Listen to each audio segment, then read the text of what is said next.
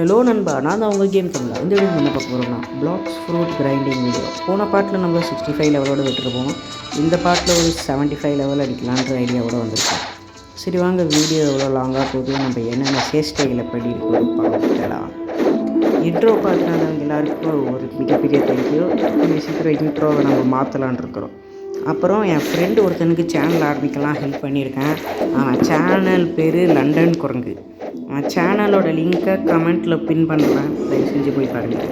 அப்புறம் நம்ம இதுக்கு முன்னாடி கொலாப் பண்ண யூடியூபர்ஸு, நம்ம ஃப்ரெண்டான யூடியூபர்ஸு எல்லாரோட சேனல் லிங்க்கையும் டிஸ்கிரிப்ஷனில் அப்புறம் கமெண்ட் பாக்ஸில் தரேன், ஏதாச்சும் ஒன்று போய் பாருங்கள். இப்போதைக்கு நம்ம இந்த வீடியோவில் ஒரு 75 லெவல் அடிக்கணும், அதுதான் கோல். இந்த வீடியோவில் எப்படியாச்சும் 75 லெவல் கிட்ட அடிக்கணும். அப்புறம் வீடியோவோட எண்டிங்கில் நான் ஷார்ட்ஸ் போட்டிருப்பேன், அது பார்த்தீங்களான்னு தெரில. இதெல்லாம் முடிச்சுட்டு நான் ஷார்ட்ஸ் சரின்ட்டு சும்மா ஸ்பின் பண்ணி ரெக்கார்டு பண்ணோன்னு ஷார்ட்ஸ் ஸ்பின் பண்ண ஆரம்பிச்சிருக்கேன். டீரெக்ஸ் கிடைக்கிற வரைக்கும் நம்ம டெய்லியும் ஒரு ஸ்பின் போட்டு ஒரு ஷார்ட்ஸ் போடலான்ற ஐடியா இருக்குது. அதான் சும்மா ட்ரை பண்ணுவோம், வேணும் பண்ணிகிட்ருக்கேன். ஸ்டடி அடிக்க ஸ்பின் பண்ணுவோம்.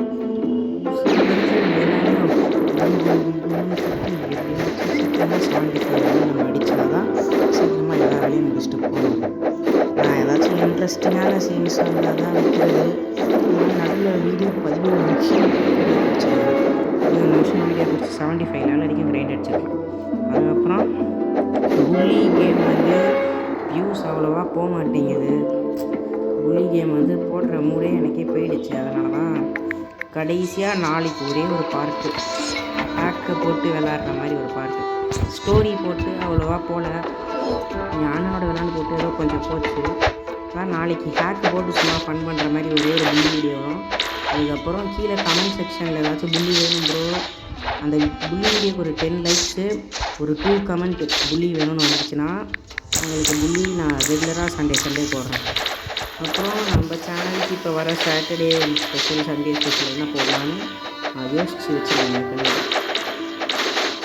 அந்த சாட்டர்டே ஸ்பெஷல் சண்டே ஸ்பெஷல் என்னன்றதை இன்னும் நாளைக்கு அப்புறம் நாளைக்கு பார்த்து தெரிஞ்சுக்கணும். நாளைக்கு அந்த ஸ்பெஷல் வீடியோவை நம்ம ரெக்கார்ட் பண்ணுறோம். அப்படின்னா இன்றைக்கே ரெக்கார்ட் பண்ணி வச்சுட்டு நல்லா எடிட் பண்ணிட்டு நானே வீடியோ ரெக்கார்ட் பண்ணுறேன். சரி, இப்போ முக்கியாக கிரைண்ட் அடிச்சிட்டு இருந்த வீடியோலாம் ஸ்கிப் பண்ணலாமா? அப்புறம் நான் கிரைண்ட் அடிச்சிட்டு இருக்கப்போ அந்த அருண் கிருஷ்ணன் வந்தவர் போன வாட்டி நம்ம வீடியோவை பார்த்தேன். அந்த சப்ஸ்கிரைபரும் இருந்தார். என்ன லெவல் ப்ரோ அப்படி என்ன இதுன்னு கேட்டுட்டு இருந்தார். அப்புறம் புதுசாக ஒரு பேர் ஜாயின் ஆனான். அவனுக்கும் நான் நியூ ப்ரோ இந்த கேமுக்கு எனக்கு மெசேஜ் போட்டிருக்கேன்னாரு. ஒரு ரேண்டம் பிளேயர் தான். நான் தட்ஸ் நைஸ் ப்ரோன்னு எதுக்கும் ரிப்ளை போட்டேன், சும்மா போர் அடிச்சதுன்னு. ஹவ் டு ப்ளே திஸ் கேம்னு கேட்டாங்க. நம்ம வேறு நல்ல மனசுக்காரங்களா இருந்தாங்க, நம்ம அவருக்கு ஹெல்ப் பண்ணிவிட்டு அப்படியே போயிட்டு இருந்துச்சு. இந்த வீடியோ ஃபுல்லாக எதுவும் இன்ட்ரெஸ்டிங்காக நடக்கலை, ஜஸ்ட்டு கிரைண்டிங் அவ்வளோதான். அப்புறம் ஒருத்தர் வந்து அவர் யூசர் நேம் கீழே கமெண்ட் போட்டிருந்தாங்க, ஈவில் ப்ளே 1 2 3ன்னு.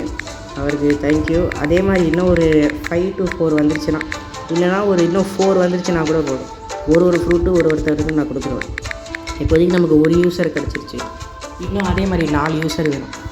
அந்த 4 யூசருக்கும் ஏதாச்சும் ஒரு ஃப்ரூட்டு கிடைக்கும். லெஜெண்ட்ரியில் நான் வச்சுருக்கிறது ஏதாச்சும் ஒரு ஃப்ரூட்டு கிடைக்கும்.